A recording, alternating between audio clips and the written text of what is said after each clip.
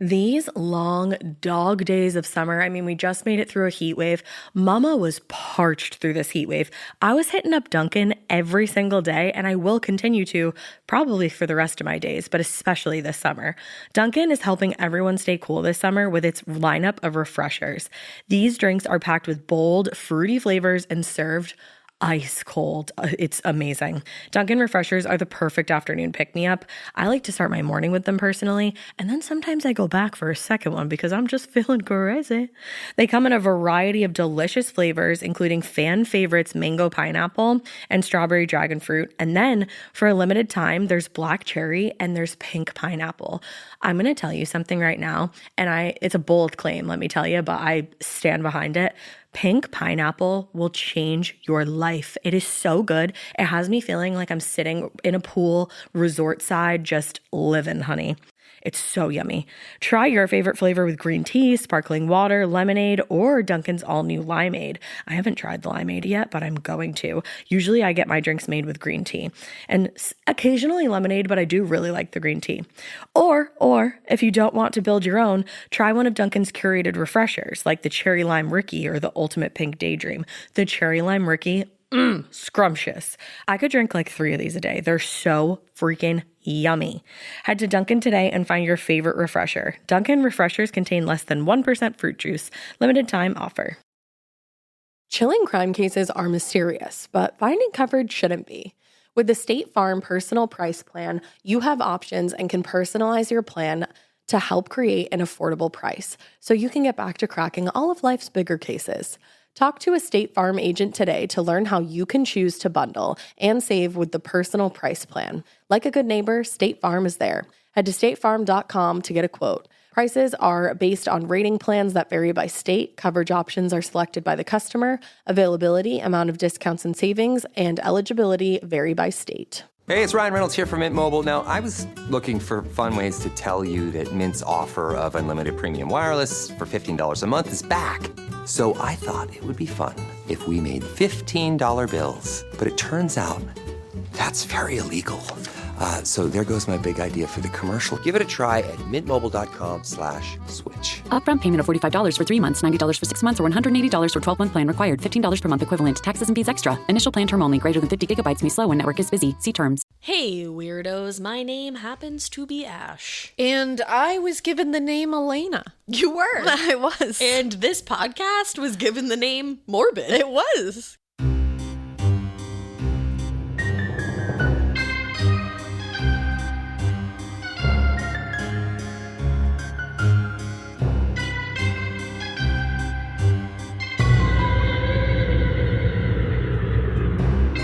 Because it seems like it's a good all-encompassing name. Yeah. You know? Yeah. What, we're like 200 and something episodes in and we're like, hey, don't you think the name works? I think we're like at 300 if you count the listener tales, which, segue.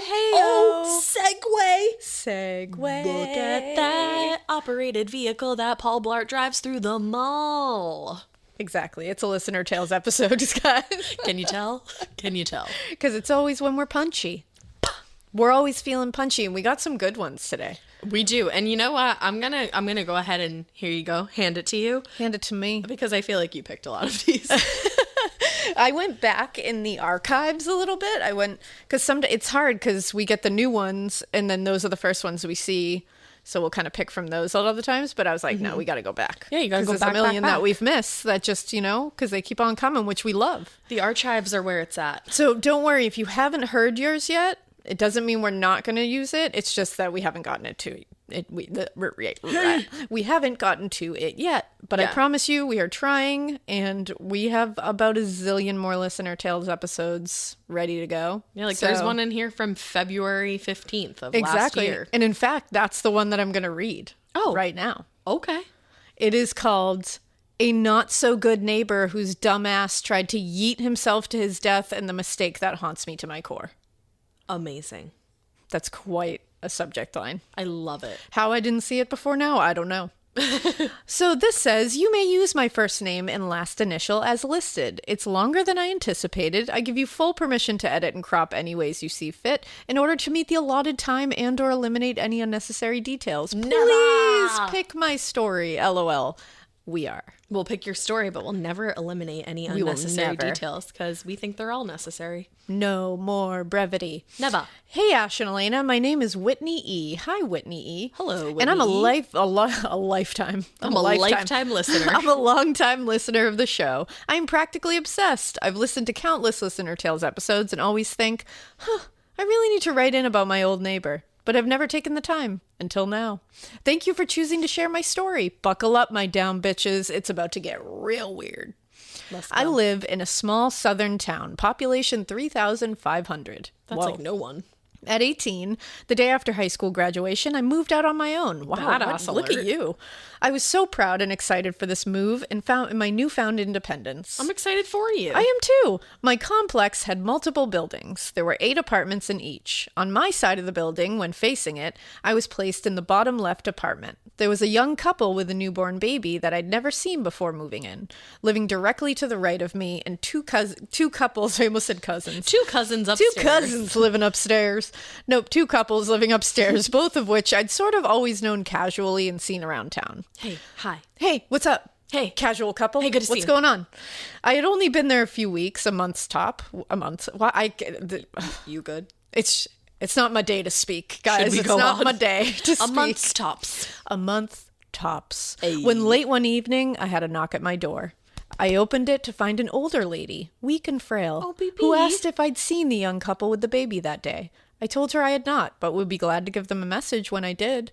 She told me no, that wasn't necessary, and explained that that was her daughter and son-in-law, and that she'd stop back by later. She thanked me for the offer and apologized for having bothered me. Oh my god, you're no bother. I told her it was no problem at all. It wasn't. She turned, feebly shuffling a few steps towards the parking lot, then froze in her tracks and spun around. Oh, suddenly I don't feel safe anymore. Now she had tears in her eyes. Oh, okay, now I feel like an asshole. I asked her if she was okay. Through her tears and her voice cracking, she responded, "Can I ask a favor of you?" Unsure where this was going, I hesitated. I don't blame you. But I could answer. Oh my god. But before I could answer, I don't know why I can't read today, guys. It's just not happening. I don't maybe have my I'll be an glasses on. excellent fucking reader. I hope this so time. for the listener's sake, because I'm really botching this. I mean, guys, don't get excited. I hesitated, but before I could answer, she continued. What'd she say? I need you to promise me if you ever hear anything unusual coming from their apartment, you will call the police. They've been fighting a lot since the baby came, and sometimes it gets out of hand. I worry. I fear he might hurt her or the baby. Oh my god. Her tears were flowing freely now, and I stuttered, attempting to respond. I told her of course I would, vowing to call the police if I ever heard anything out of the ordinary. You're an angel. She smiled through the tears, said, "God bless you, honey," and turned and walked away into the night. I just got that thing when your body goes, whoa. Yes, where it radiates for a minute. That just made me very sad. Wow, what a mess. That poor young wife and her poor baby. I felt so awful for them. And imagine being her mother and like you're elderly and frail and you're How like, I helpless don't... you feel? Right, like what can I do other Yeah. than just ask their neighbor to please call the police? There's so many instances of that where you see like this poor family member, poor parent, poor mother, poor father, that they're helpless. And imagine seeing they can't do anything about your baby with a baby and like a man In that's that treating her situation. terribly. I can't imagine. it. Because your kids are always your babies, I Of assume. course. No, this is like really sad. I went on about my daily life, never forgetting my promise, always keeping an eye out and ears open for any signs of domestic violence. This piece of shit was beating on his wife and getting violent around their newborn? Hell to the no, not on my watch. Screw this asshole. The sight of him nauseated me after that. Good for you. Yes, actual queen. Yes, only a week had gone by before I had to make good on my promise. Oh, no. It was late in the evening, pitch black outside, and I was watching television. Out of nowhere, the most blood-curdling scream I've ever heard in real life echoed through my apartment and sent chills down my spine. Oh my god, imagine. No, a few seconds passed, and there was another, and then another. I called 911 as fast as I could and requested an officer come do a welfare check. The dispatcher told me she had an officer en route. I met him in the parking lot and explained the screams I'd heard and the visit from the older lady. I pointed to their apartment and watched the officer approach it. He knocked. No answer. He knocked again. Still no answer. This pattern continued for several minutes. After being unable to rouse any response, the officer began shining his flashlight into the windows of the unlit apartment. He said everything appeared to be in order and there was no one seemed to be homed. Oh my God. They didn't seem to be homed? Yeah, I don't know, man. Is there a mirror so I can say, ma'am, are you okay? What is going on? Why don't you leave and do some self-reflection? Hold on, ready? Blah, blah, blah. Okay. That always works. It always works. All right, so no one seemed to be home. Okay. Okay, I'm just jumping ahead because I don't know what happens, but my guess right now is that this whole thing is a haunted situation and the old lady didn't even exist. I don't know. That's my guess. I just wanted to put it out there. I don't know. Put it out there. It's on the board now. Thank you. It's on the board now. We'll see if it's confirmed. Thank you. Thank you. You know that guy that ends all his TikToks like that.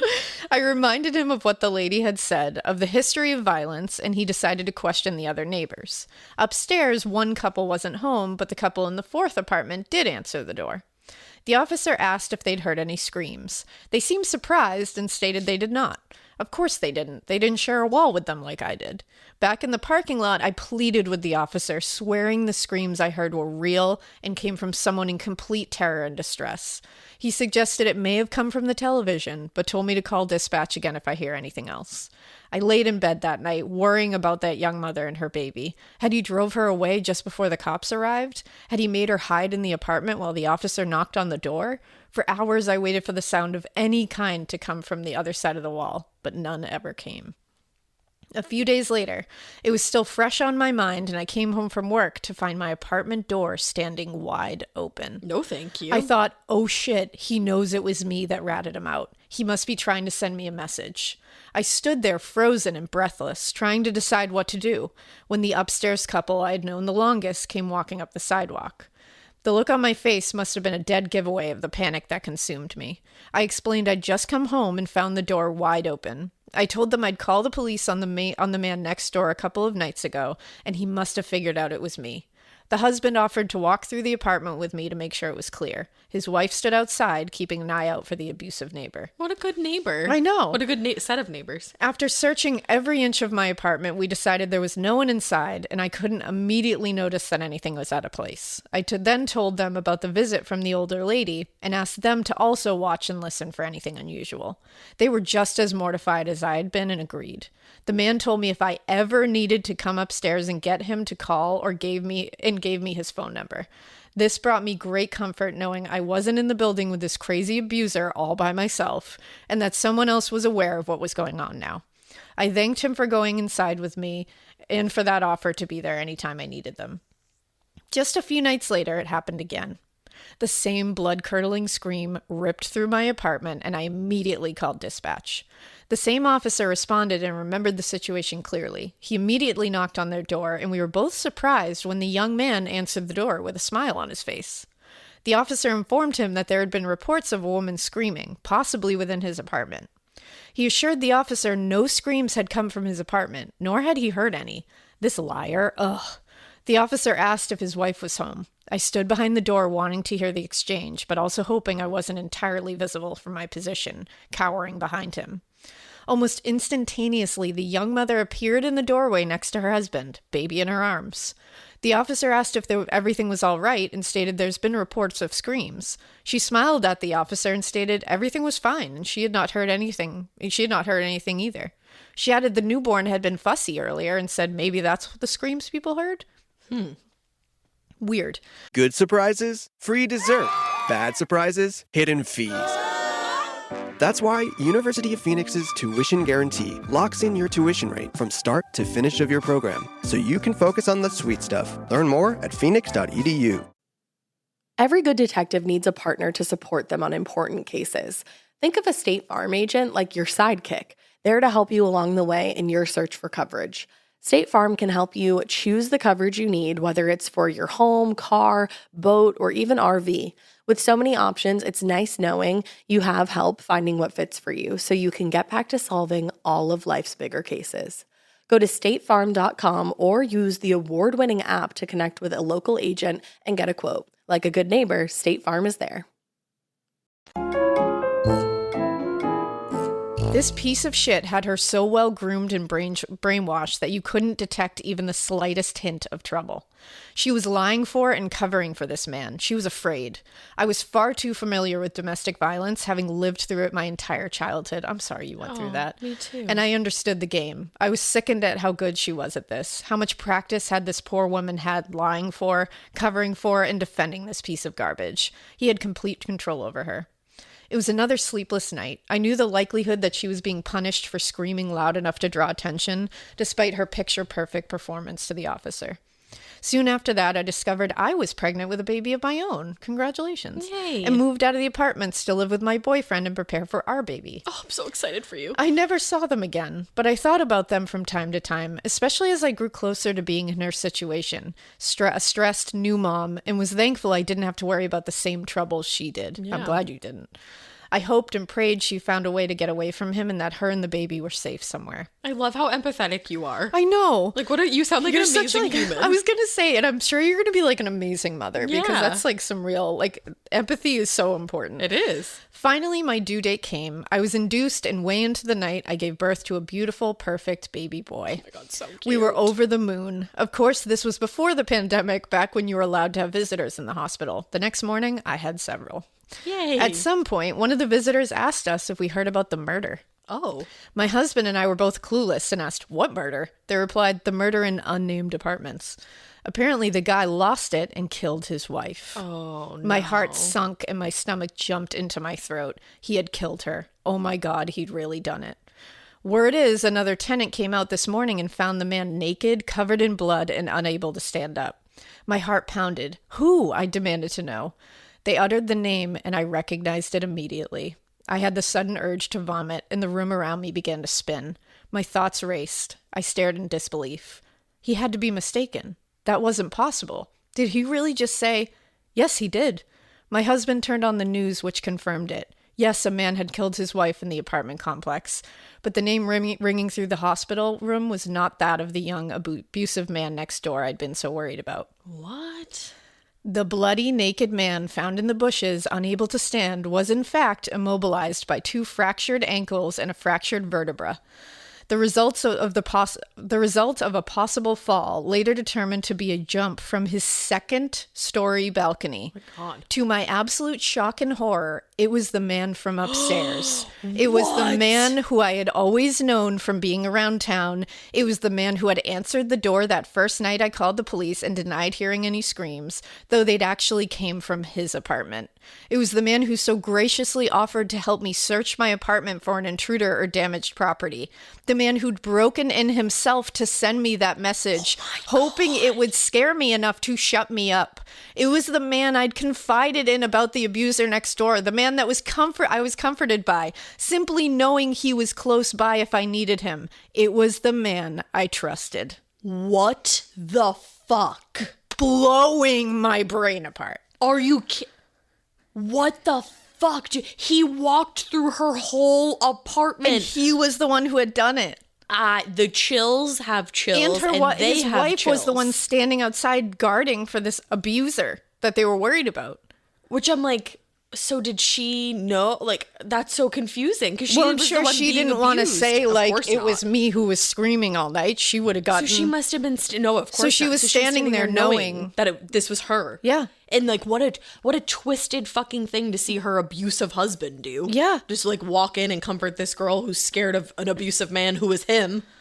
According to the news reports and court documents, after police tended to the injured man, they entered the apartment to find the wife in their bedroom, deceased. She had been beaten, choked, and stabbed to death. God. I was mortified. And to this day, 12 years later, I trust no one. No. He pled guilty by reason of insanity and was sentenced to 24 years in a state prison. I often wonder what might have happened if that old lady hadn't showed up at my doorstep. If I hadn't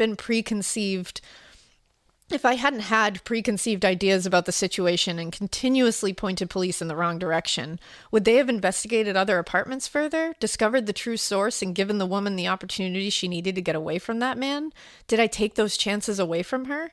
These are questions I'll always ask, but never really know the answers to. No. You did the right thing. Absolutely you did. Nothing you did had anything to do with this. If anything, you were bringing attention to the apartment complex. Mm-hmm. which could have helped had it not been the timing that it was. Exactly, and it was not. You at did all. everything you were supposed to do. You were a great neighbor, a great friend, and a great freaking stranger. A great to somebody. freaking human. There are two things I know for certain. Number one, I had the best intentions at heart, even though I was fighting for the wrong woman. Exactly. Absolutely you did. Number two, you never truly know anyone. Absolutely you don't. That's my story. I thank you so much for reading and sharing it. This is the only one of a few stories I have to share with you. More to come. Send them. Yes. Thank you for bringing attention to so many victims and their families and keeping the memories alive. Kudos for always making me laugh. It's much needed in this weird time we're living in. Stay safe and keep it real, like the bad bitches you are. Keep it weird, but not so weird that you ever trust a neighbor or think you know anyone. Not so weird that you live in an apartment surrounded by abusive men. Not so weird that you invite a deranged, soon-to-be murderer into your apartment to make you feel safe and comforted. And not so fucking weird that you'd ever commit murder, strip down naked, and jump off a 2-story balcony thinking that fall will kill you and not just fuck you up real bad. Not that weird. Everyone keep your distance, mask up, and never ever trust a neighbor. Whitney E. I'm obsessed. Whitney, holy shit. What a story, first of all. And two, what a way to tell that story, you fucking storyteller. That was cinematic, the way you told that story. You had me going for so long, and when I reached that point where it was like, oh, here's a fucking twist. Yeah. I didn't see it coming. No, I didn't neither feel did it I. coming. I was in a totally different universe. That was not the twist that I saw coming. I thought this whole thing was haunted. Whitney, you killed it. Thank you so much for sending that, and I'm so glad you are safe. I hope that you and your baby are happy as fucking clams. Yeah, congratulations on the new baby. And I hope everybody's safe and healthy, because you are a wonderful person. I just can't believe that, like, the older lady was talking about the people downstairs, and then the same exact situation was happening upstairs. Yeah, that's so wild. And it's so sad Yeah. that two men like that can be in the same apartment building. Seriously. Like, one floor away from each other. Seriously. Like, that's a really sad state of affairs when you think about the Truly probability is. of that. Like, damn. I wonder if the upstairs neighbors had a baby and maybe the woman was just confused. It doesn't sound like they did. I don't think so, No. but I was just hoping that everybody wasn't a shit No, sandwich. I mean, I think it's literally... I mean, just treat the people you love with love. yeah, like, what you the fuck? don't have to or be leave. with someone if you don't want to be. Yeah, like don't treat people that you are supposed to love shitty. no, Ugh, I can't. My brain doesn't go there. no, it's horrible. Oy. Okay, there's no good segue, but here is my next tale. It is called Listener Tales. Money grew on fucking trees, man. But wait, drugs, arson, murder, and suicide too? Girl, what the actual fuck? Yep, true story. Read this, guys. It will not disappoint. And it's in a putafa. That is literally the subject That's a line. subject and line. I literally love you. That's the one we need. Love you so much. Dear Alaina and Ash and my fellow weirdos, you can use my name because if you do read this on the podcast, I will forever... Uh-oh. Sorry, I transferred it to you. My brain was just like... It just short-circuited a little bit. You can use my name because if you do read this on the podcast, I will forever be in my mind a celebrity. My name is Stacy. Stacy! Stacy's mom. That was the name You've of my got it first going car. on. Anyways, I will start with the normal fangirl rant and say that I truly love your podcast so much. Thank you. Like literally, I don't even listen to any other true crime podcasts because they are nowhere close to morbid. That's so nice. I know it is. Lot of good There's a ones, lot though. of great ones. I will tell you. There are. I'm sure they are good or whatever, but you guys set the standard very high. That's like That's so very nice to I'm say. like so uncomfortable in like a happy way. I know. You truly give me so much comfort and make my mornings beautifully morbid on my way to work, and you have gotten me through some really dark times when the last thing I thought I could do was smile, and then I turn on your lovely podcast and get lost with you guys, and within 10 minutes I am laughing so hard I come right back into the moment of almost peeing my pants and forgetting whatever it was that I was upset about. Wow. I love hearing that. Cries. Thank you for that. I grew up on Dateline, same, and all true crime documentaries, so finding you girls was like Christmas morning. I've listened to all your podcasts that I literally can't wait for the next one to come out. You guys are awesome. I never really thought I had a listener tales of my own up until recently. I'm not a great writer, and it is likely that I'll ramble, but here we go. Don't worry, because I am the rambliest rambler. Although this isn't murder, it is true crime, and some truly wild true crime at that. And if you end up sharing this on the pod, I will be over the moon happy like a dog with two tails. We'll start wagging those two tails. I'm obsessed with that phrase. I work at a small family-owned woodworking company. The kind that everyone works there has been there for as long as I've been alive, if not longer. I'm 28. I'm a customer service representative, and I truly love going to work every day. I love that. I love that so much. I work in the main office building. However, there are about 3 to 4 4 warehouses behind the main office, and one down the street where all the forklift drivers are, machine operators that manufacture our product, and the product themselves are. Backstory. I am literally the baby of the company and have only been here 6 years compared to some people who are 25 plus, or have been there 25 years plus. I tend to make friends easily because I haven't ever met a stranger in my life, and with that being said, I always meet a lot of interesting people. I loved the fact that I worked with all sorts of different people, from introverts to extroverts to bikers and hippies. They are all truly wonderful people around here, and I'm thankful for that. Oh, I love this. This sounds so beautiful. Yeah, like, wow, get it. Do you work in Stars Hollow? Yeah. After being with the company, I had gotten to know almost everyone over the years, and even though the variety of people I ended up having good relationships with, pretty much, even through the variety of people, I ended up having good relationships with pretty much everyone, and we became more like family. The guys out back became like my old tippy grandpas I never had, and the office people became some of my greatest friends. Here we go. What a rare place. That's wonderful. Yeah, I feel like I've never had a job like that other than this one, and that's because I only have one coworker. Like I love this for you. I really do. I'm like happy for you. This is ideal. Good job. You guys should do like Stacey, I'm like very happy for you. Yeah, this is like you deserve this. You guys should do job fairs and like just tell everybody how happy you are, because I would work there if I didn't work here. Like, just get it, Stacey. Let's go. Here we go. Fast forward to the other day when one of my coworkers and I are talking about your podcast. We started talking about different true crime shows, documentaries, and we both shared a couple stories. Side note, I really do have to thank you for getting this conversation going. Oh, you're welcome. As my coworker and I were sharing stories, he began to tell me about a book written about a nearby county, Madison County, Arkansas. This is a county away from the county I live in currently, Washington County, and the county where my coworker had grown up. He asked me if I had ever heard of this book. I'll link it below. And I told him that I had not ever read the book, but I knew of it. The book was basically about a small country. Sorry. The book, country and county look exactly the same. They do. The book was about a small county. Country county. Thank you. Sorry, that's a hard one. The book was about a small country county. There you go. Thank you. With a corrupt sheriff and lots of pot, Mary Jane, ganja, or just marijuana to some. I love you. There is a point in this book to remember. There is a point to this book, so remember this part. I should probably mention that the county did not just have a corrupt sheriff. There was a corruption all over. And just like any other drug deal in Podunk Town, snitches get stitches.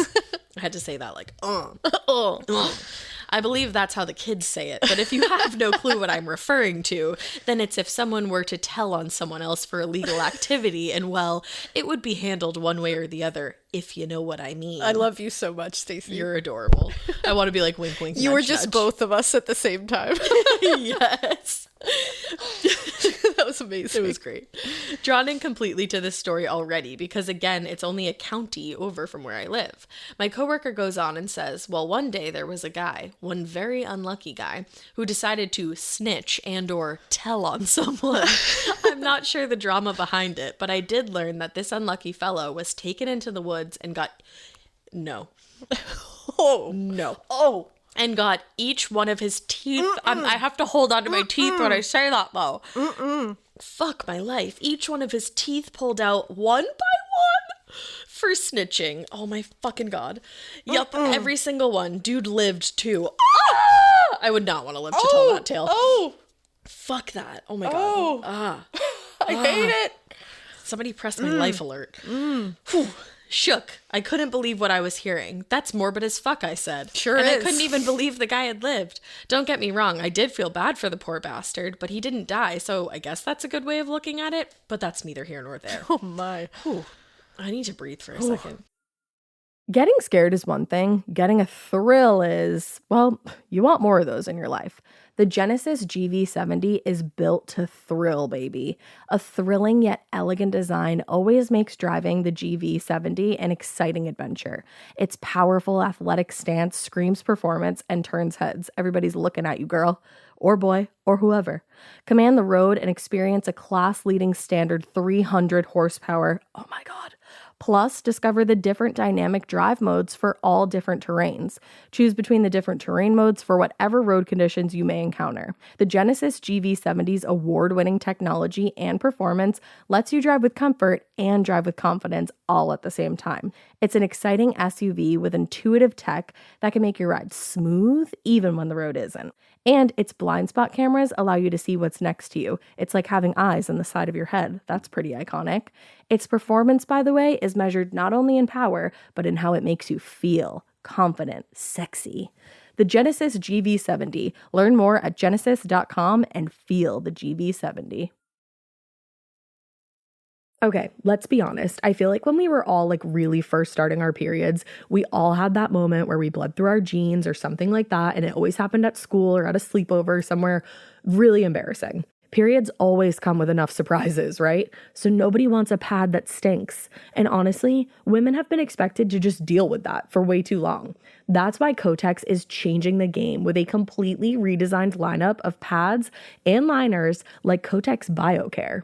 Kotex BioCare is the first and only pad with the pH proactive system that helps optimize the pad's pH. And the pad helps combat odor and irritants from period blood. Listen, we take care of our faces with 12-step routines, but we're just going to ignore our downstairs mix-up? Absolutely not. Kotex BioCare gets it, and I love that. Check out Kotex.com for more details on the new launch of Kotex BioCare, available in regular, heavy, overnight, and daily liners. Every flow covered. Now available at retailers nationwide. My coworker, he continues his story, and mind you, just like the others, he has been at the company for a long time. He proceeds and told me that when he first started working here, he had to go over to one of the warehouses to put up some posters. This coworker was in the marketing department, and that there would be a nice old hippie-looking dude to meet him at the warehouse.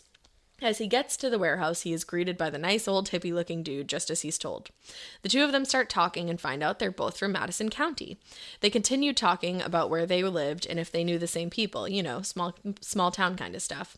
And then just as casual as can be, hippie-looking old dude turns to my coworker and says, "Yeah, I have a nickname out there in Madison County. They call me the dentist." I'd be like, is that because you have a degree in dental medicine? Is that because you're a dentist?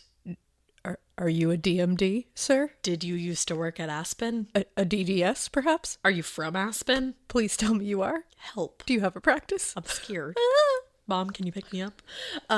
Yikes. I had goosebumps and literal full body chills. Same. I couldn't believe it. Me as well. So close to home. It was just so wild to me that this small ass county had shit like this happening in it. And on top of all of that, I had met this person, this dentist, if you will. Oh my God. Do you remember one of the old hippie grandpas that I never had? Oh, yes. Who I met, like you never had one of those. Who I mentioned in the beginning of the story. I did. Yeah.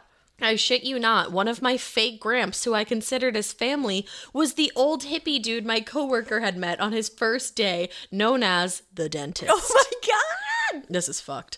Old hippie Gramps, I'm not going to say his name because I'm scared, was the motherfucking dentist. I could not believe it. That's when it dawned on me that, holy shit, I have a fucking listener tale finally. Yeah, you Fucked do. Up, I know, but it is what it is. I'm not going to lie about it. Still in shock, I could not believe that this is the same bleep who was one of those old men I'm shook. I was gonna say, I'm very shaken up. Who was one of those old men who would constantly be laughing so hard he would just start coughing because of all the cigarettes he smoked. You know the same. Yes. You know the kind.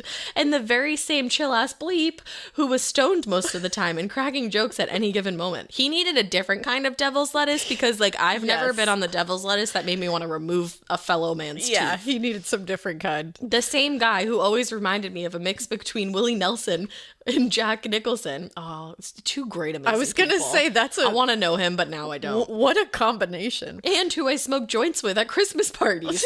I would never smoke anything with that man. That is not what you think Don't it is. do it. That is PCP. That is something. No way of, like, that's just teeth. You're smoking teeth. That's just teeth. There is teeth in your blunt, ma'am.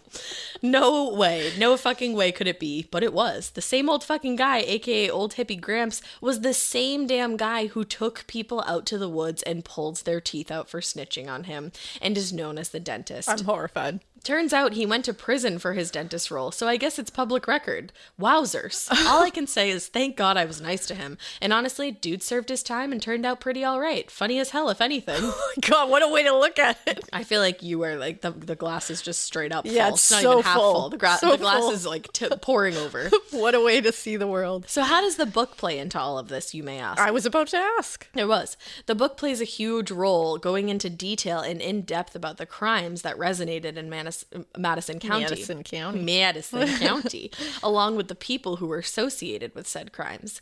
There could be a lot of talk about the dentist in this book as well. Fun fact I heard once from someone in Madison County that as soon as the book came out, that everyone who was involved bought the book for the sole reason just to see if they would get arrested or were named in the book. Honestly, like I would probably do the same thing. I'd be like, but did they say my name? Did they say my name? And then I learned the author of the book, slit his own throat in a Walmart parking lot in 2009, just 6 years after writing the book, down the street from my old house, but not after writing about the outlaw sheriff on Madison County who, quote, died in a car accident on roads he knew, or to others, he knew the FBI was about to come get him, and he tied his hands with his belt around the steering wheel of his car and drove off a bridge and drowned to death and couldn't get untied in case he changed his mind. What a sentence, sister. Whoa. This book is called When Money Grew on Trees, the true tale of a marijuana moonshiner. Thank you, moonshiner and the outlaw sheriff of Madison County, Arkansas. Whoa. Y'all, Arkansas is a wild fucking place. Arkansas is the wild, wild west. You are the wild, wild west out there, man. So yeah, there's my listener tale. Ash, take it away. Keep it weird, but not so weird that you take people into the middle of the woods and you take out their teeth one by one, and then you call yourself the dentist, and then you smoke weed with this sweet girl named fucking Stacy, and she has no idea, and then you blow her fucking mind, and you blow me and Alaina's mind because your name is the dentist and you took somebody's teeth out one by one. I don't even want to talk about it anymore. I have to go be alone. Bye. Yeah, I mean, I'm with Ash on that one. That was a lot. I need to be alone. But Stacy, wow. Stacy, your when you story said, has "Oh it man, going I on." have a listener tale," I was like, "You do. You sure do. Wow. You do. Like that is what we call a listener tale. Wow. That's a wild one. Arkansas. Are you guys all right?" And pulled out his teeth. No. One by one. I want to get past that. And then just worked at a warehouse and was like, Yeah, lol, would you like a hit of this joint? Yeah, I would love to get past this. Because now all my teeth feel like they're like just moving around in my head. That's so crazy. I feel like I need to like keep my mouth shut to like keep them in. I don't like it. Yeah, I'm freaked out. Oh, Ooh, fuck. thanks, I keep Stacy. thinking about it. Woof. All right. So the next one I have is I'm cursed. And somebody should have told them it's never a mannequin. Somebody should have. Somebody should have. All right.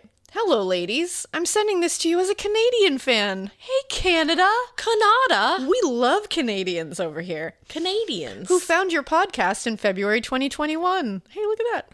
I'm already in the early 200s episodes because I listen to you whenever I work nights. Wow. Perfect time to listen when I'm all alone in a dimly lit building, right? Yeah, that's Right. actually why we started the show. Exactly. For people like you. But you are such great researchers, and your banter leaves me laughing out loud to myself. Thank you. Thanks. So you make the time pass faster and feel less lonely. I find it very hard to stick to podcasts because I have ADHD, and part of that makes it impossible for my brain to follow certain voices. But I could listen to you both of you talk all day. That's really nice of you to say. Really nice compliment. Yeah.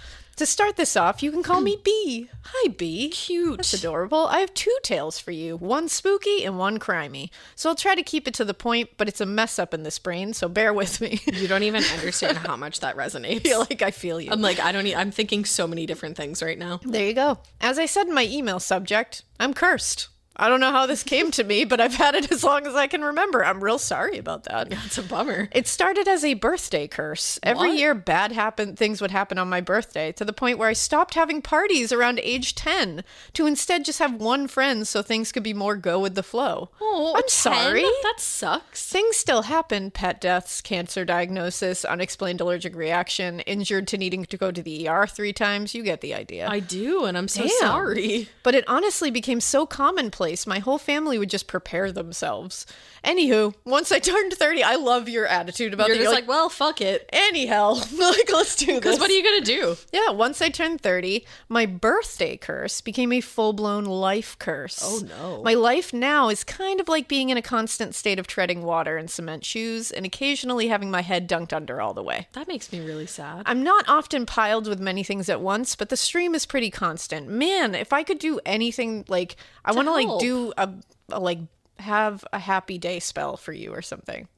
I think I have a book of like 1,000 spells. We could probably figure it out. Manifest good vibes your way. You deserve it. My best friend says I should write a book, but my sister says the randomness of it all, as you say with some of your cases, would leave people saying, no way, this is too much. This would never happen in real life. Yeah, but that's the best. Yeah. I want to read a book like But here I am. I won't get into a lot of it because, well, trauma. Oh. But this next part leads to the spooky part and actually ties into me finding your podcast. Clearly, I've kind of conditioned myself to find silver linings. Good for you. You're a great person. A lot of people don't do that. So earlier this year, my curse landed me in a situation where I would need surgery. Again, trauma, so excuse the vague details. No problem. No worries. Nothing life-threatening, that's good. But who likes surgery? Not No I. one.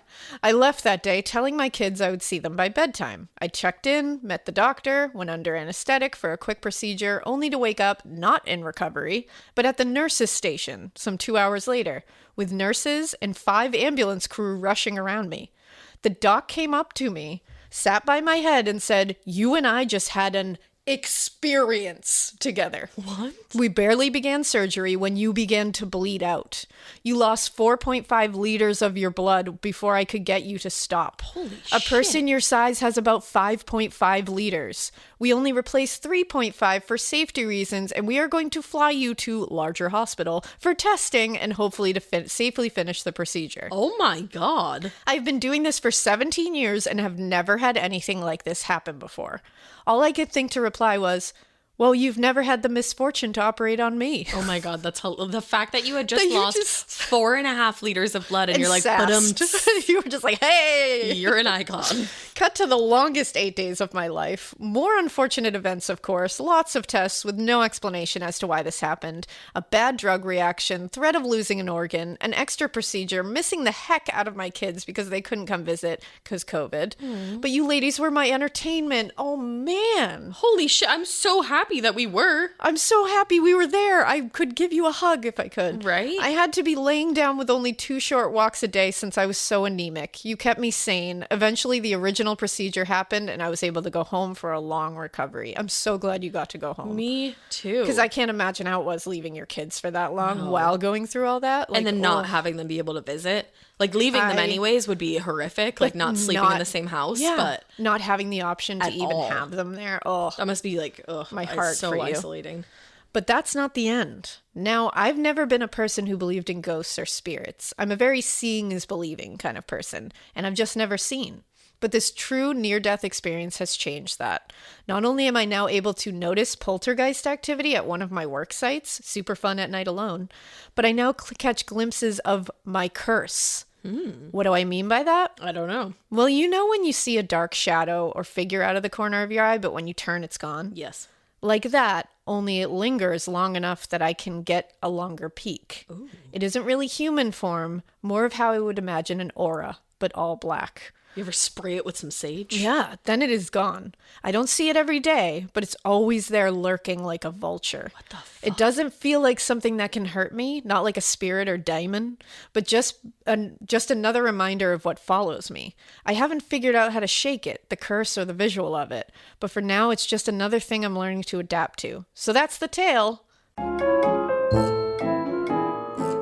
the fuck? I want this to be gone for you. Like, Yeah, I feel you very should- strongly that I want this to be gone for you. I feel like if you're like comfortable with it, you should go to like a medium or Yeah. like something similar to Yeah, that. I wish I could like figure this out for you. I want to Yeah. fix this for you. I'm gonna read up on this shit. Well, now I did mention seeing poltergeist activity at one place I work, so I won't leave that hanging. Please don't. There's a quick bonus tale before I move on. I know you've mentioned how odd it is that ghosts are always old-timey and never, it's Britney, bitch. I need a Britney bitch experience. However, I can tell that my little spooky friend is a tad more recent than that. At this particular location where I work 2 nights a week, I clean alone, locked in, but totally alone. It is a massive industrial building, and as I mentioned, since my experience, I notice activity. Doors opening and shutting alone, things moving, things just disappearing, noises, etc. Nothing dangerous, just obviously unsettling. But the most standout for me was a Pennywise-themed joke. It pulled on me. I cleaned every office on the main level, then made my way upstairs. I did my thing, then came back down for more garbage bags to clean up. As I passed a hallway I had already entirely cleaned, I saw, I shit you not, a single red balloon, alone, in a dimly lit hallway. She also sent us a photo. Your pants. And it's horrifying. Shit, and your she pants. is right what she says, not laying on the floor, but just floating just above my chest height with its little string just grazing the floor. Correct. Like the very white girl I am, I did not immediately run. I am obsessed with you. I slowly took out my phone and snapped a pic, then decided garbage was just fine for today and promptly left. I have attached the pic for you.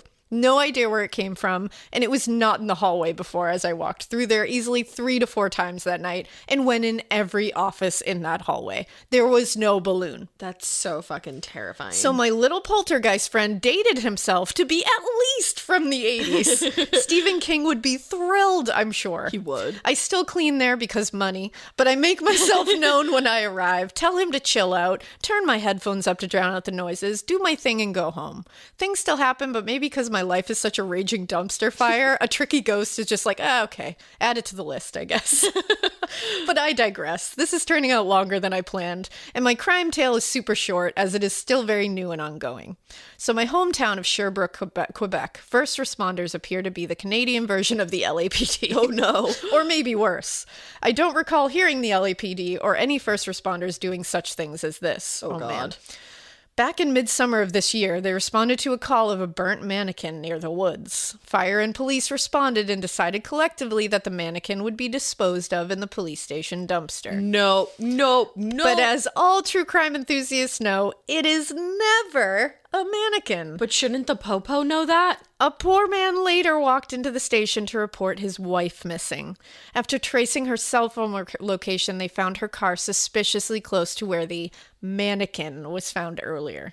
Only then did they realize their horrific error. How do you make that error? I don't understand, and this is her writing this, but I agree. I don't understand how the smell of a burnt person wouldn't have been super apparent at the time they found her. I also don't understand. That was going to be my next sentence. And she says, I've only ever smelt burnt hair, but that alone is very distinct. Yes. I haven't Getting scared is one thing. Getting a thrill is, well, you want more of those in your life. The Genesis GV70 is built to thrill, baby. A thrilling yet elegant design always makes driving the GV70 an exciting adventure.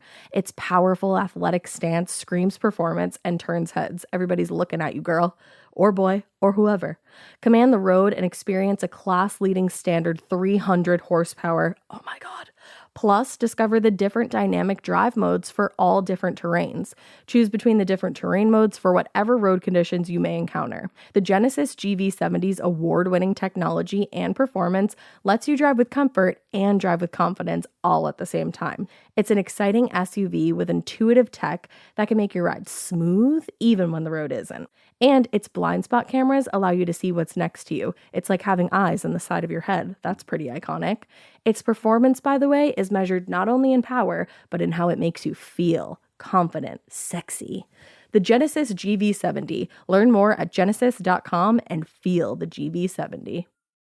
This episode is brought to you by SoFi, the all-in-one finance app where you can bank, borrow, and invest all in one place. Let's talk about bank accounts for a second. The average bank savings rate is 0.39% in interest. You're earning pennies on your savings, and it doesn't have to be that way. But with SoFi's high-yield checkings and savings, the money barely making moves sitting in your savings account can earn over 8 times the national average savings rate with eligible direct deposit. No account or overdraft fees. We love transparency. You can get your paycheck up to 2 days early, plus get up to a $300 welcome bonus when you sign up with eligible direct deposit. Sign up for SoFi checking and savings at sofi.com/morbid. SoFi Checking and Savings is offered through SoFi Bank, N.A., member FDIC. Terms apply. Anything new on the story, but they are now investigating it as a suspicious death, to which I say, you think? Yeah. I've linked an article below about it, but as I said, I haven't seen any new developments yet. Hopefully that poor woman can get some justice. She has been through enough, even in death. I agree. Seriously, what the fuck? So that was a journey. Hopefully you could follow the winding road that is my train of thought. Keep up the awesome work and keep it weird, but not so weird you get cursed somehow and it ends up almost killing you and then follows you around like a spooky little rain cloud and you meet a poltergeist who is apparently a Stephen King fan,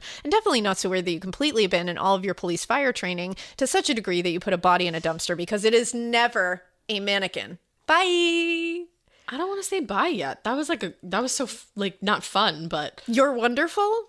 I hate that you are dealing with a curse. I want to fix it for you, and oh my God. Yeah, we're definitely going to figure out how to figure this out for you. Because that's terrifying. Let's figure out how to figure it out. We're going to figure out how to figure it out, man. Okay, we're going to do that. Let's go. Thank you for sending that. That's amazing. And I am trying to manifest some really good things coming your way. I know, and I hope you're feeling better after all that surgery. I know. Oh. And from a fellow person who has gone through like losing a great amount of blood before, that shit sucks. Yes. And I'm very sorry you went through it. I saw Alaina after having 2 blood transfusions, and I've never seen anything like it in my life. It was a rough time. It was. So I feel for you, and I hope you're feeling great. Me too.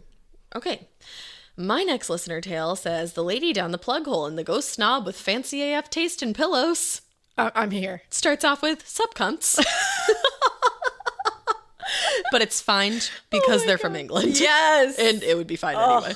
I love you so much. You keep me young. Subcunts. I want to preface this inevitably long arse email by saying how much I love you both in your podcast. It has gotten me through the last 18 months of working from home due to COVID. Even if I suddenly grew fearful of every single spoopy-ass movement my cat makes, not entirely sure she's not a daemon, so thanks for planting that seed, guys. Also, I'm from a small town in northern England, so apologies in advance if I use any weird Britishisms. Oh, please. We welcome it. We welcome them. I do have to tell you that I actually picked this one, and I read that sentence 4 times because I was like, I'm from a small town in New England, so I'm sorry if I use any weird Britishisms. I'm from a small town in New England. And I kept saying it, and I was like, why would you be using Britishisms? And then I realized on the 4th or 5th try that it said Northern England. Which is a very different place. I digress. Anyway, I'm a firm believer in anything remotely spoopy and supernatural, and I love nothing more than watching scary movies. Not alone, obviously, because everyone knows that no bad guys can get to you if you have a friend there. Duh. Obvi. However, I never really had any supernatural experiences growing up. Or so I thought. I was talking to my mum about your podcast and the listener tales and asked if she'd ever had any supernatural experiences. She paused as if debating whether or not to tell me, as she knows I tend to be slightly overdramatic and may think I'm cursed for eternity. Oh my God. That's really funny that just followed up that last email. Like cursed for eternity. It's a cursed theme. Lol. Wonder where I got that from, Mom. Anyway, she said when I was about 4 years old, I was in the bath and she was in the kitchen just off the bathroom. Real responsible, Julie. And like any child, I didn't say that, she did, by the way. You're like, I didn't judge her, Mom. I did not do that. And like any child, I was just jabbering away to myself and playing. All of a sudden, I went quiet and then let out, in my mom's words, quote, the creepiest fucking laugh I have ever heard in my life. Then apparently I carried on talking but was pausing as if I were having a conversation. She came into the bathroom and I had pulled the plug out of the bath and had emptied the She came into the bathroom and I had pulled the plug out so the bath had emptied and was on all fours staring into the plug hole, carrying on my conversation. She said, Lindsay, what are you doing? And I said, I was talking to the lady who lived down the drain. Fuck that. Just throw the whole kid away. This is the best. Like, what the fuck? My mom was obviously freaked out, and although she'll never admit it, I'm almost certain she contemplated how attached to me she actually was, and if it was too late to put me up for adoption.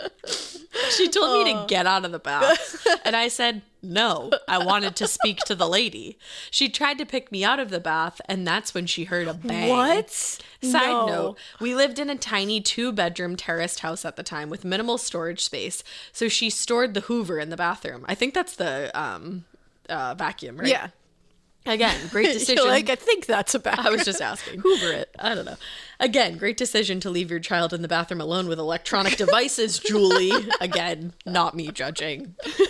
I also cannot stop thinking about what I would do if my child was doing Peeking this. into the fucking drain. Because you have to act unfazed. That's the thing. That's the whole hard part That's about the being a thing. parent when this kind of stuff happens, is you have to Just be like, okay. just be like, oh, cool. Like, can we pause our conversation with the lady down the drain? Like, is she okay with that? Like, you Okay. have to act like super chill about it. No. My first question would be, what are you guys talking about? Yeah.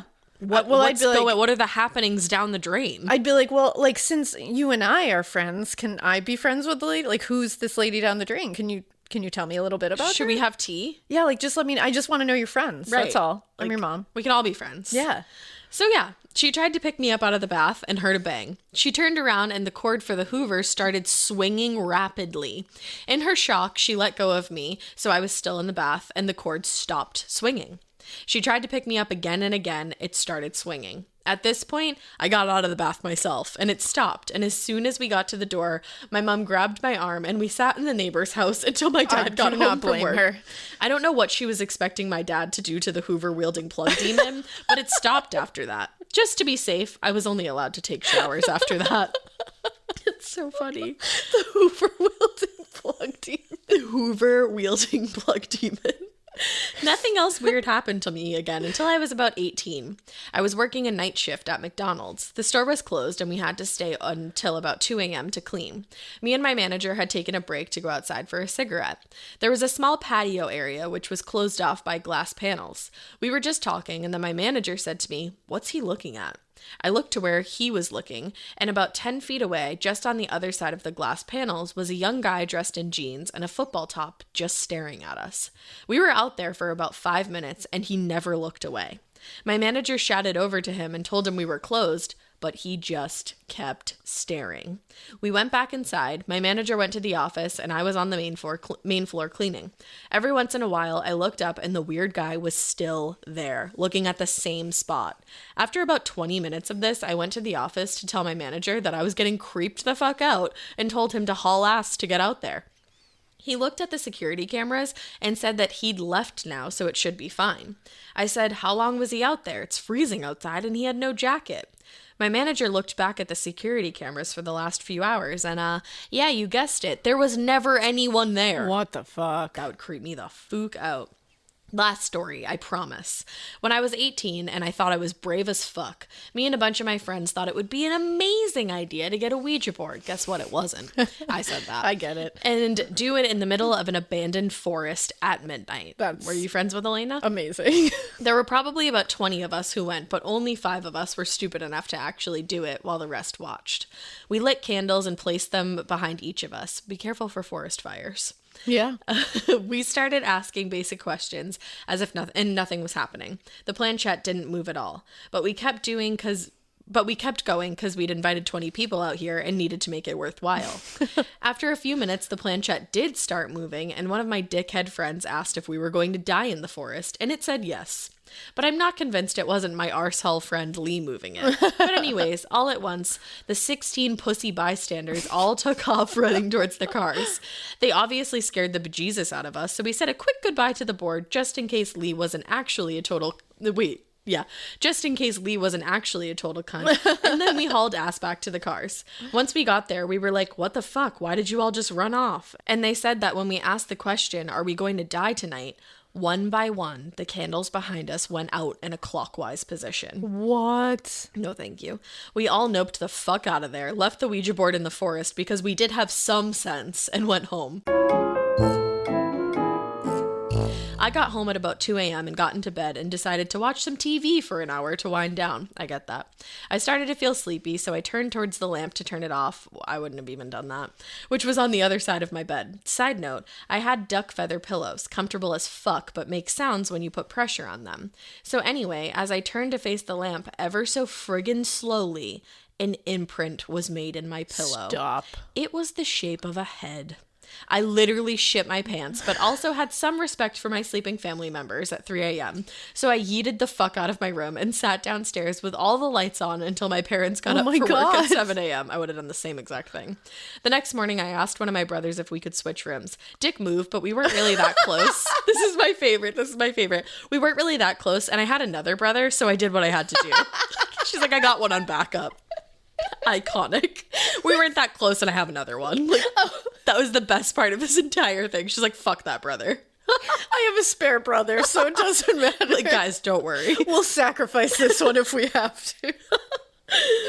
Oh my God, I love you. Luckily, he agreed, and nothing happened to either of us since. I made sure I prayed to all the gods that just in case, and swiftly moved out of that house a few months later.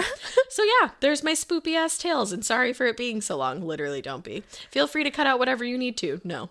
Love you both and keep it weird. Lindsay. Yes, you can use my name. Lindsay, that was fucking hilarious. I also love how you spell your name. That's really pretty. That was amazing. That was so fucking funny. I love that. Oh my God. Oh man. I love that she was like, yeah, I have a backup brother. What about it? Yeah, like, I don't care. It's fine. Fuck it. It's fine. Everything's fine. It's fine. All right. So the next one we have is called Listener Tales Stembridge Case. Marion. Hello. At the risk of sounding like a crazy internet stalker, I sent y'all an email last month about a distant family member named John Elbert Starling of Johnston County, North Carolina, who was lynched for the murder of his mother-in-law and nephew. Welp, imagine my surprise when my cellular device dinged and I saw y'all updated a new episode. Yay! And it was a name I recognize. Stembridge. Stembridge is not the most common name. One of my paternal great-great-grandmother's maiden name was Stembridge. As it turns out, Marion Wesley Stembridge and I share a common ancestor from Virginia. Holy shit. He is my third cousin. That's not even that far removed. What the hell? That's Gotta crazy. love these colonial ancestors and all their cousin marrying. Gotta love all these colonial ancestors and all their cousin marrying. So now I have another murder in my family tree. Speaking of, 2 murder stories in a family tree sounds like a lot. Actually, I have 6. Oh. What? Okay. My paternal grandfather was murdered in 2005. That's sad, and the case is still unsolved. Oh, I'm sorry. He lived in a pretty decrepit old building in downtown Richmond, Virginia, that locals nicknamed the Nut House. He was found by the pest control guy when the superintendent used a spare key to open his apartment and let the serviceman in. According to the officer I spoke with when I looked into it, they couldn't determine how long he had sat there for certain. His tombstone has the day he was found on it. Oh, that's really sad. Anyways, my grandfather was found sitting at his computer desk with his back to the door. There was no signs of a struggle. His throat was cut so deeply that it almost severed his head from his body. Holy shit. The police never found any credible evidence or leads. That's fucking terrifying. Add to that, my great-great-uncle, also on my dad's side of the family, was nicknamed the Halifax Slayer by the Danville Bee paper in Danville, Virginia. He shot a man through the heart from behind with his shotgun. I'll attach the articles I have about it. He later died at the Eastern State Hospital. Shut up! According to a family history book, one of my 7th great-grandfathers was murdered on his newly built plantation in Athens, Georgia in 1797. However, I haven't seen the original documents to verify it for certain. And finally, one of my 4th great-granduncles and my 5th great-grandfather died in October of 1859 after being stabbed to death. My granduncle died immediately. However, my great-grandfather lived 11 days before he died. Wow. Anyway, that's all, y'all. I hope you enjoyed the twisted and fucked up story that is my family tree. I sure do. I feel like I've become like a TikTok human and I just need to say, Holy Spirit, activate. Activate. Like, what is going on? You need help. And they thank you for attaching all the articles. Hell for yeah. this. We're going to have to post some of these. Hell yeah. Because they are fascinating. Wow, what a family tree you have. Also, I would just be like really safe. I'd be like safe. Really about my safety. Just be safe. That's so scary. Okay? Just please be safe. Wow. Wow. Okay, my next one is called Listener Tales. How the fuck is my mom still alive? How? This one is really funny. Hi, Ash and Alaina. You girls are the... This episode is brought to you by SoFi, the all-in-one finance app where you can bank, borrow, and invest all in one place. Let's talk about bank accounts for a second. The average bank savings rate is 0.39% in interest. You're earning pennies on your savings, and it doesn't have to be that way. But with SoFi's high-yield checkings and savings, the money barely making moves sitting in your savings account can earn over 8 times the national average savings rate with eligible direct deposit. No account or overdraft fees. We love transparency. You can get your paycheck up to 2 days early, plus get up to a $300 welcome bonus when you sign up with eligible direct deposit. Sign up for SoFi checking and savings at SoFi.com/morbid. SoFi checking and savings is offered through SoFi Bank, N.A., member FDIC. Terms apply. The best summer pieces are the ones you end up wearing on repeat. Comfortable, versatile, and somehow right for almost every occasion. Quince makes it easy to create a summer wardrobe that you'll love, with elevated essentials made from premium materials like European linen, organic cotton, and washable silk, without the traditional retail markup. I love that! Quince's 100% European linen pants, dresses, and tops are the pieces that you absolutely will reach for all summer long. I absolutely love their linen. I have so many pairs of their linen pants, which you can dress up or you can dress down in the summer. Like, say you're going to a nice dinner, you can pair it with like a silk shirt, a really cute necklace, some good, makeup and an updo. Or if you're just looking for a more casual look, you can do the linen pants with like a loose button-up shirt and you still look really chic, kind of like, I don't know, Diane Keaton vibes, I kind of think. Also, it's not just apparel. Quince also offers elevated essentials for your home, from bedding and bath to kitchen essentials and furniture. They have it all, honey. I am a big lover of Quince, and I really do think you will be too. Make your summer wardrobe feel easier. Go to quince.com/morbid for free shipping on your order and 365-day returns. Now available in Canada too. That's QUINCE.com/morbid for free shipping and 365-day returns. Quince.com/morbid. Tits. I recently found your podcast and I look forward to listening every day. I'm currently doing a challenge in which I have to do 45-minute workout outside every day, and I swear the only reason I haven't given up in this Wisconsin cold as fuck weather is because I have you guys to keep me busy. I love the listener tales, and I never thought I had a story to share with you until I heard Alaina say that her worst fear is a home invasion, and I said to myself, oh shit, Alaina, I got one for you. Oh no. It isn't what you think, which is almost more uncomfortable in some situations. Oh, man. So about my mom. I don't know the words I would use to describe her in these situations, but it's important to understand how she is. She doesn't give a fuck.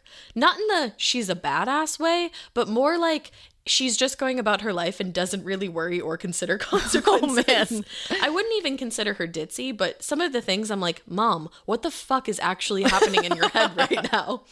She's a runner, and one time she had to write a letter to the editor for our local newspaper because while she was out running, she ran into a moving car. No, that wasn't a typo. You read that right. She, while running, ran into the side of a moving car.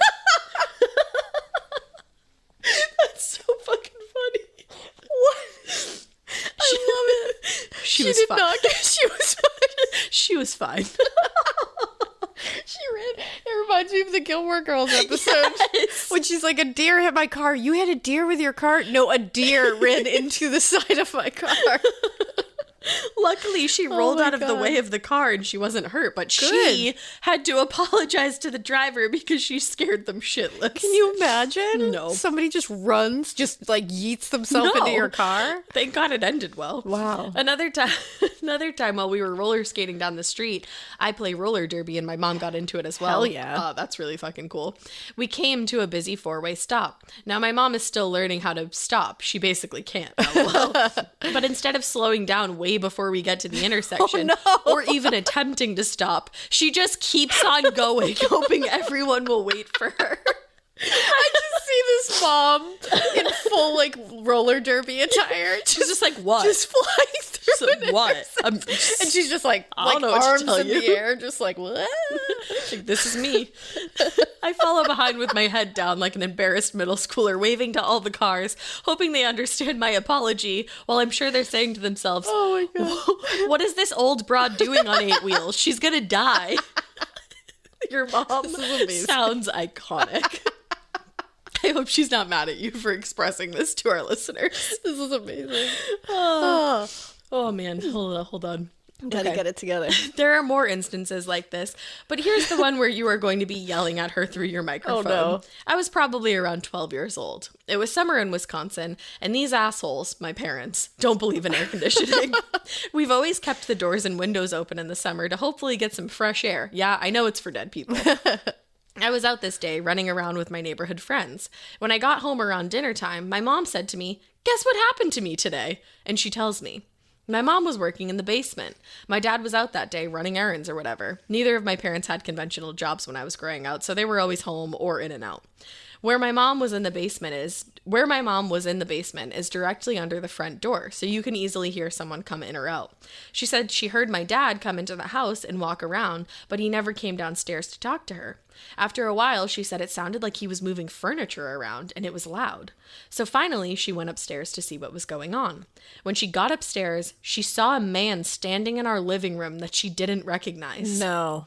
We have half a wall that separates the rooms, and the couch was in front of the wall. So she said she assumed he was with my dad, and my dad was just sitting on the couch that she couldn't see. Why would you assume that? I don't know. She said, hello, and peeked into the room. Hello. And peeked into the living room on the couch, expecting to see my dad, but he wasn't there. What? The man just kept looking at her, so she said, "Can I help you?" What else do you say, I guess? And then it goes, "Seriously, Mom? No alarm bells?"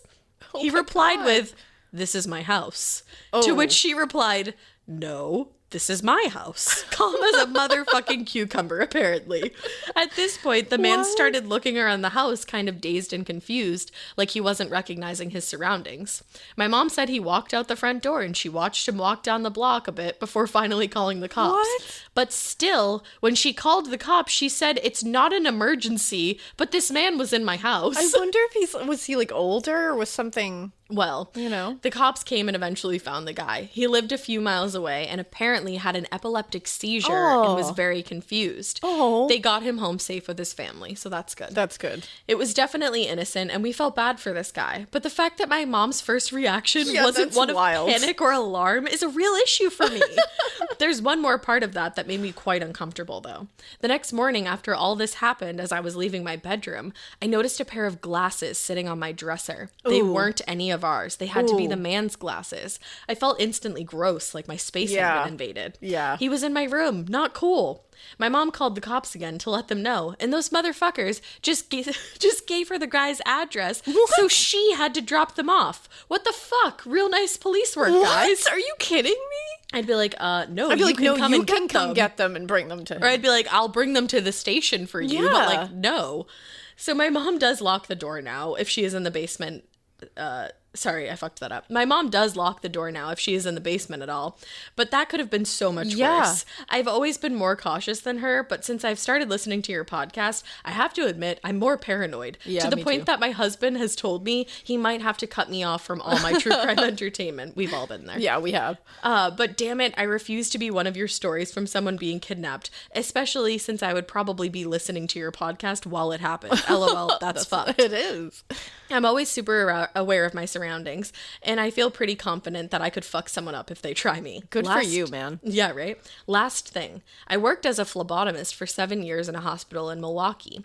I worked the midnight shift for a few years, and the lab was right next to the morgue. Thank God I never had any weird experiences. But I did work with someone who worked with Jeffrey Dahmer at the chocolate factory. Yeah, you did, because I feel like everyone in Milwaukee has some kind of connection back there. 100%. And thank you for giving me yours. And she goes, that's as close as I needed to get. Sure is. Thanks for being awesome, ladies. I know I probably look crazy walking down the street laughing to myself while listening to you, but it's my favorite part of the day. Keep it weird. Liesel. Liesel. Rhymes with diesel. You can use my name. Liesel. Yeah. Liesel. Diesel. Liesel. Hell yeah. That is so fucking Hell funny. yeah. I love that your mom was like, no, this is my house. This is my She's house. Like, let's have a war about this. She was like, I will fight you for this. This is my house. Let's throw down. you. I love your mom. She sounds wild. I think you are the funniest human. Roller skates through a four-way stop. I love all of this. You guys are iconic. killing it. All right, we have one last one. It's super short, but I thought it was funny because I love a petty moment. Me too. So this one's called Listener Tales, The Pettiest Man of Springfield, Illinois. Let's go. Hey, weirdos. First off, I want to express my gratitude for your podcast and banter. I started listening during the first months of the pandemic, and I've recommended you to 6 other people I talked to because I love it so much. You all rock. Thank you. Anyhow, I wasn't really sure where this story fits, but I thought you would get a giggle out of it. This story is about Roy Bertelli, a.k.a. Mr. Accordion, a.k.a. the pettiest man of Springfield. I love this already. Roy was a World War II veteran and apparently quite the lover of the accordion. One of his life goals was to be buried in Oak Ridge Cemetery, the same burial ground of one Abraham Lincoln and other famous Illinoisians. If you get, I think that's how you say it. If you get a chance, I recommend spending a day wandering the cemetery because it really is a cool historic place with a ton of old cemetery vibes. I want to go there. I do too. So our boy Roy went to the cemetery office with no expectation of getting a plot because it is a very hot real estate market. He was shocked when they not only sold him a plot, but one at the very entrance to the cemetery with a clear shot of Lincoln's tomb. Holy shit. However, a few weeks later, he received a letter from the cemetery office, along with a letter from a lawyer, stating that he was sold the plot by mistake and the cemetery would seize ownership from him. That's your fault. That's your mistake, not mine. A friend of Roy's suggests that he would have given back the plot if they had simply asked. Oh, yeah. He's just a nice guy. The involvement of lawyers with threats did not sit well with this veteran. He decided to fight them in court and won the right to his burial ground. Hell yeah. The story doesn't end there. He decided that the best way to say fuck you to the cemetery managers was to erect a large monument of his own with an engraving of his name, an accordion, and his self-proclaimed title of Mr. Accordion. Shut up. They attach pictures in the email, and it's amazing. The large concrete crypt in front of his monument became a stage for him to play his accordion to greet tourists into the gates of Oak Ridge Cemetery. When he died, he made sure that his monument dedicated to his love of the accordion would be taken care of in perpetuity. And he decided to get buried in another cemetery across town. Oh my god, he literally was like, so I'm gonna put this shit here, but I'm not even gonna get buried here. He used it as a stage to play his accordion, and then when he died, he was like, no thanks. I am here for that. Needless to say, Roy is amazing and full snaps to his level of petty. 100%. You bet your bottom dollar that I will be leaving flowers there in his honor. Take care and keep it weird, Caitlin. I love that. That was amazing. And the picture, my god, wonderful. Roy Bertelli, Mr. Accordion. It's got a giant accordion on it. That's just my favorite. I love it. And it's like a flat tomb. Like, amazing. Yeah, it's like beautiful, a stage. Actually. And it says lifetime dedication to the accordion and World War II veteran. Then it says Roy Bertelli, Mr. Accordion. I love it. It's so beautiful. Guys, you really kill it. You kill it every week with the listener tales. They get better and better. They do. I'm obsessed with them. Like, it's so easy to find these now in our email. We're like, yep, but it's hard to narrow them down. I was literally for that week. just gonna say, I'm like, oh fuck, I want to read that one, and then you have to be like, which one is better, and then neither is better. So then you're like, all right, does Save this this work one with for a next kind time. of theme? We'll just leave this one for next time. Yeah. But thank you guys so much. Keep sending them in to morbidpodcast@gmail.com. Make sure you put listener tales in the subject line because it helps us find it better. Otherwise, we might miss it. Mm-hmm. And keep doing it. You guys rock. Yeah, we hope you keep listening. And we hope you keep it weird. But not so weird that the first one was so sad. Don't keep it that weird. Not so weird that money grew on trees and you take somebody into the fucking dentist in the woods and it's just, don't do that. Not so weird that you get cursed for your whole life and that you mistake a dead ass body for a mannequin because you should question your entire career. And actually, now that I think of it, everybody on that police force absolutely should have been fired. Yeah. Definitely keep it so weird that you have a friend that lives in the plug hole because that's just amazing. Keep it so weird that, or no. Don't keep it so weird that literally everybody in your family has been murdered. Keep it so weird as that person's mom, Liesel's mom, because I'm actually like dying at all of her entire life. I love her so much. I think she has great energy and I think you should too. And definitely keep it so weird that you are petty as fuck up until your dying day, like the accordion man of Illinois. Roy! Accordion noise. Insert it here.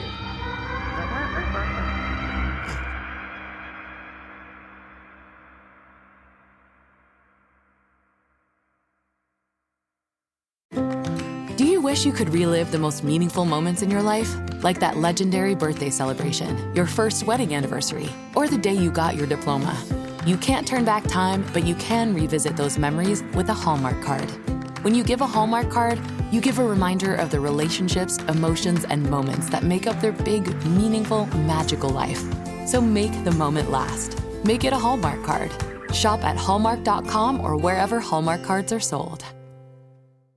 Do you remember in school when your teacher had a favorite of everything? A favorite marker, a favorite element, and yes, even a favorite student? Who wasn't me, so let's move on. I want to talk about their real favorite thing. Kleenex tissues. According to teacher lists, Kleenex is the #1 facial tissue trusted by teachers. They're silky soft, help prevent skin irritation. And now, with Kleenex Snap and Go, you can take them anywhere. Stock up on the ultimate classroom favorite. For whatever happens next, grab Kleenex.